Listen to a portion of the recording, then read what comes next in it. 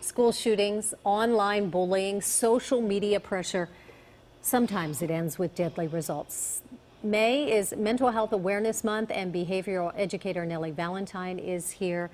So much to talk about, Nellie, and when we talk about teenagers, we talk about kids. I think every generation has their challenges, right?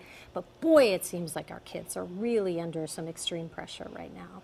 They truly are, and you know, there's so much that they have to endure with a mental health diagnosis for many reasons. First is the stigma. Young kids especially, starting from the youngest age, have what I call a tuned in internal mechanism, and they're aware that they're being judged. They're aware that even the smallest nuance is picked up by them. And so they want to hide their mental health illness. And I have a 13-year-old son who's depressed and have lots of challenges. And the thing that he wants more than anything else is to be a normal kid. Yeah, they just want to be accepted, right? Absolutely. They just want to fit in at that age. All right, so as parents, how do we recognize, because teenagers are moody, right? Teenagers are weird. Absolutely. How do we recognize when there is a serious issue that requires some help? Well, it becomes a team effort. In the school system, there are IEPs that support families, and so paying attention to your child becomes really important. My son, for example, they are naturally moody, but sometimes he wakes up and you know that there is a challenge. You know that just something is off with him that day.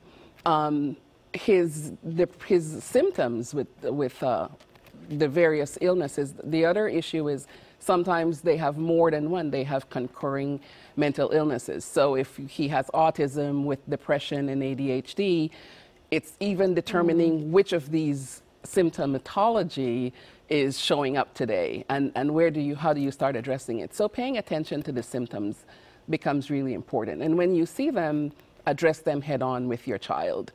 It's very difficult because oftentimes they will say, well, there's nothing wrong with me. You're the problem. You're thinking something is wrong with me, but this is who I am and this is how I'm feeling. And so addressing the symptoms becomes important. And coordinating with the care providers, with the school districts, with the school system, with after-school programs, just having everyone keep an eye. But being inclusive, being aware that these are challenges that your child has, and being upfront. And I feel that one of the issues we're having today is a disconnect with some of those pieces connecting.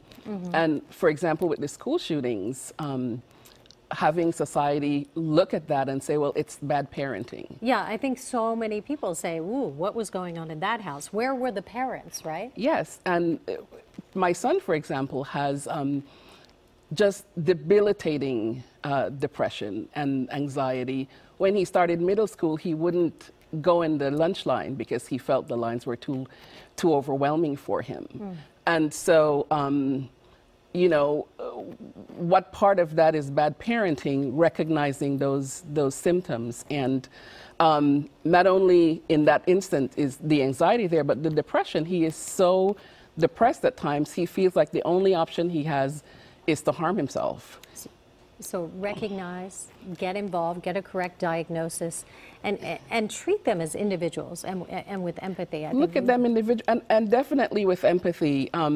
Once again, society, I believe that we look at mental health illness through our unique lenses.